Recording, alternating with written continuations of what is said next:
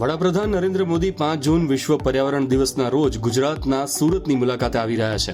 આ મુલાકાત દરમિયાન તેઓ દક્ષિણ ગુજરાત ક્ષેત્રને 12,421 કરોડના રાષ્ટ્રીય ધોરીમાર્ગ પ્રોજેક્ટ્સ સમર્પિત કરશે.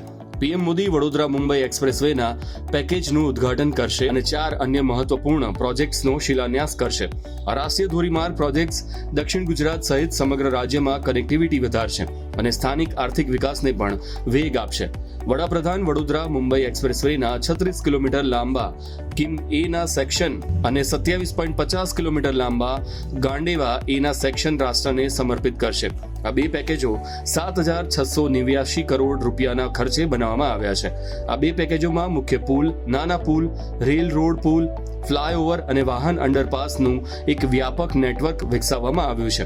સ્થાનિક રહેવાસીઓની સુવિધા માટે આ બે પેકેજોમાં કુલ 70 અંડરપાસ અને 2 ઇન્ટરચેન્જ બનાવવામાં આવ્યા છે.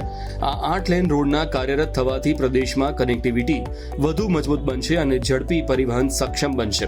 ડ્રાઈવરોની સલામતી અને સુવિધા વધારવા માટે આ બે પેકેજો સાથે કુલ 7 સુસજ્જ આરામ વિસ્તારો સ્થાપિત કરવામાં આવશે. દિલ્હી મુંબઈ એક્સપ્રેસવે પર આ બે પેકેજોના કાર્યરત થવાથી માલ સામાનની અવરજવર વધુ ઝડપી બનશે અને ભારતમાલા પરિયોજનાના ઉદ્દેશોને અનુરૂપ સ્થાનિક ઉદ્યોગો માટે લોજિસ્ટિક્સ ખર્ચ ઘટાડવામાં મદદ મળશે.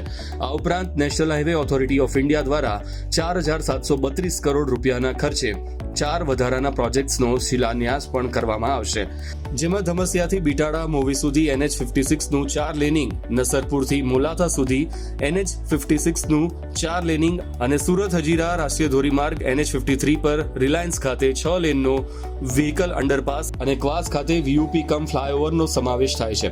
ગુજરાતમાં NH56ના અપગ્રેડેશન હેઠળ ધમસિયા, બિટડા અને નસરપુર માલોથા વિભાગોને 4 લેન રસ્તાઓમાં રૂપાંતરિત કરવાથી સ્ટેચ્યુ ઓફ યુનિટી અને પ્રદેશના આદિવાસી જિલ્લાઓ સાથે જોડાણ વધશે. ખેડૂતો, ઉદ્યોગો અને વેપાર માર્ગોને જોડીને આ 4 લેન રસ્તાઓ સ્થાનિક વિકાસમાં યોગદાન આપશે.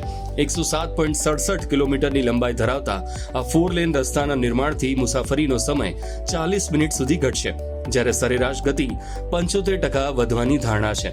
આ 4 માર્ગીય રસ્તો ફાર્માસ્યુટિકલ અને મેડિકલ ક્લસ્ટર, માછીમારી અને સીફૂડ ક્લસ્ટર, પ્રદેશના આદિવાસી જિલ્લાઓ અને લોજિસ્ટિક્સ નોડ્સ, એક એરપોર્ટ, 2 રેલવે સ્ટેશન અને 2 બંદરો સહિતને જોડશે. રાષ્ટ્રીય ધોરીમાર્ગ 53ના હજીરા બંદર સુરત વિભાગ પર આશરે 149 કરોડ રૂપિયાના 2 મહત્વપૂર્ણ પ્રોજેક્ટ્સનો શિલાન્યાસ કરવામાં આવશે. નવા 6 લેન ફ્લાયઓવર અને અંડરપાસના નિર્માણથી હજીરા બંદર અને ઔદ્યોગિક ઝોનમાં ભારે માલવાહક વાહનોની અવરોધ મુક્ત અને ઝડપી અવરજવર સુનિશ્ચિત થશે.